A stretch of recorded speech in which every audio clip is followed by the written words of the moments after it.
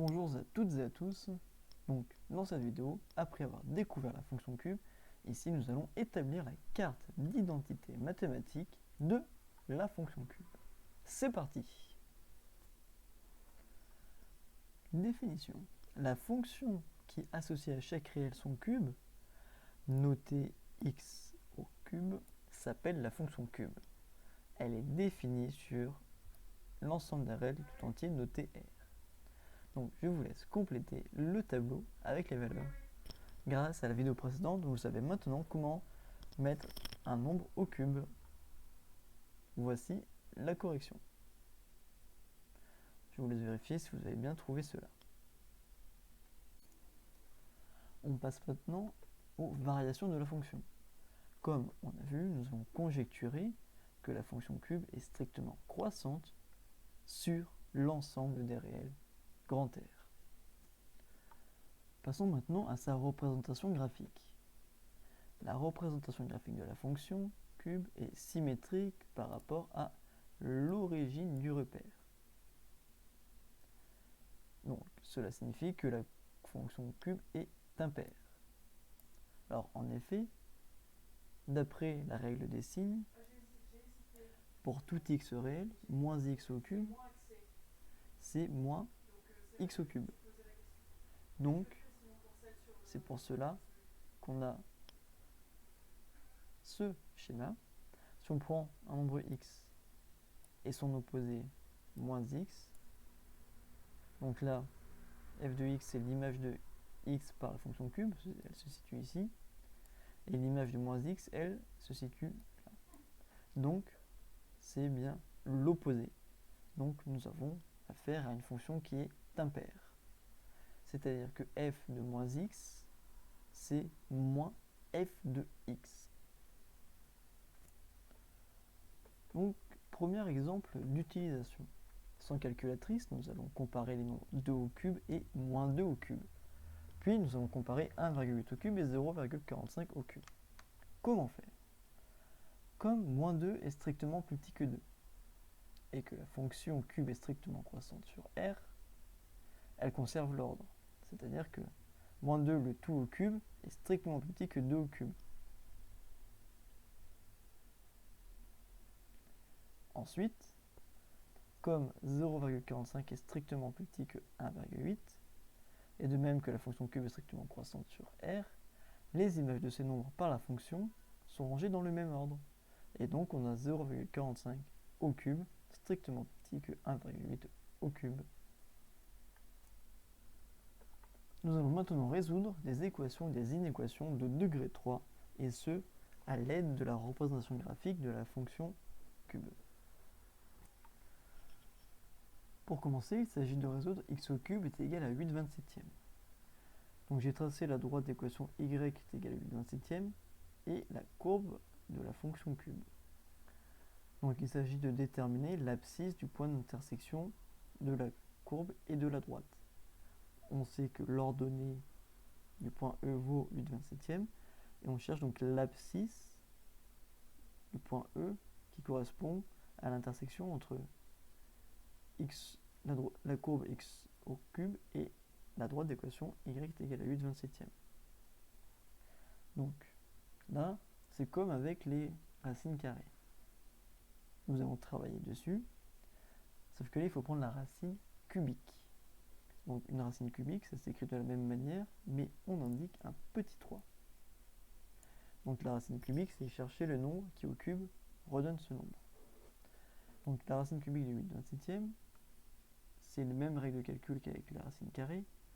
C'est racine cubique de 8 sur racine cubique de 27. Et c'est donc égal à 2 tiers. Racine cubique de 8. En effet, on cherche un nombre qui au cube vaut 8. 2 au cube, c'est 2 fois 2 fois 2, ça fait bien 8. La racine cubique de 27. On cherche un nombre qui au cube fait 27. Et on a bien 3 fois 3 fois 3 qui vaut 27. Donc l'ensemble des solutions de l'équation x au cube est égal à 8/27e, c'est 2 tiers. Nous allons maintenant voir comment retrouver ce 2 tiers avec la calculatrice. Donc, il fallait déterminer la racine cubique de 8/27e. Pour cela, vous connaissez la racine carrée. La racine carrée de 4, c'est 2. La racine cubique, ça s'écrit comme une racine carrée, mais avec un petit 3. La touche sur la calculatrice se trouve ici. C'est l'exposant, mais on va prendre la fonction réciproque. Pour faire un cube, vous faites 2, comme on a vu précédemment, exposant 3.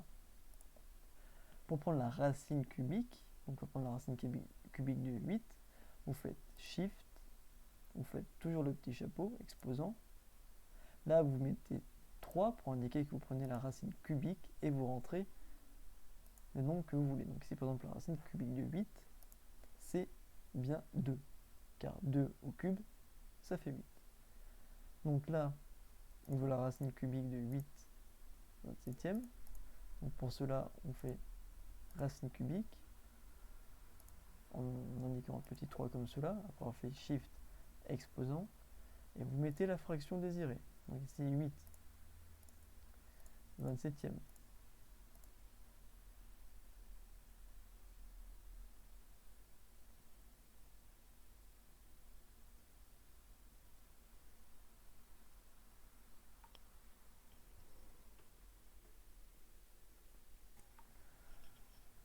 Pour commencer, il s'agit de résoudre x au cube est égal à 8/27e.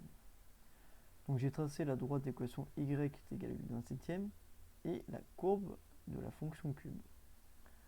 Donc il s'agit de déterminer l'abscisse du point d'intersection de la courbe et de la droite.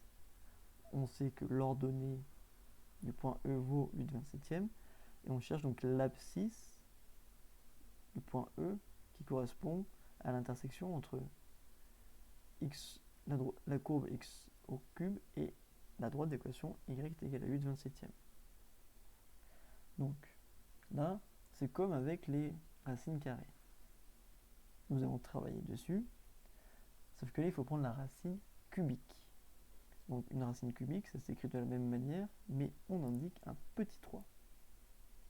Donc la racine cubique, c'est chercher le nombre qui au cube redonne ce nombre. Donc la racine cubique de 8/27e, c'est les mêmes règles de calcul qu'avec la racine carrée. C'est racine cubique de 8 sur racine cubique de 27, et c'est donc égal à 2 tiers.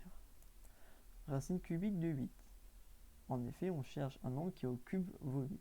2 au cube, c'est 2 fois 2 fois 2, ça fait bien 8.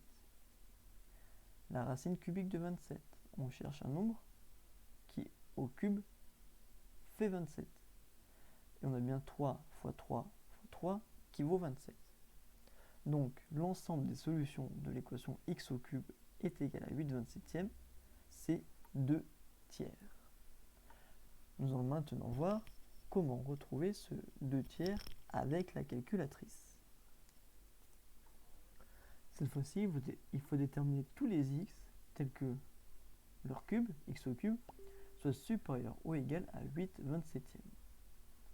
Donc on a toujours le même calcul précédent, que la racine cubique de 8/27e c'est 2 tiers, mais cette fois-ci, les solutions ce sont donc tous les x qui sont supérieurs ou égaux à 2 tiers. Donc on écrit que l'ensemble des solutions c'est 2 tiers plus l'infini. On termine la carte d'identité mathématique avec la dernière inéquation. Il faut résoudre x au cube supérieur ou égal à 1000. Donc il faut trouver la racine cubique de 1000. Or on sait que 10 fois 10 ça fait 100, 100 fois 10, 1000. Donc comme précédemment, l'ensemble des solutions, ça va être tous les nombres supérieurs ou égaux à 10. Donc on note que S est égal à l'ensemble 10 inclus jusqu'à plus l'infini. Maintenant, vous pouvez passer aux exercices. N'hésitez pas à me contacter si vous avez des questions. Bon courage.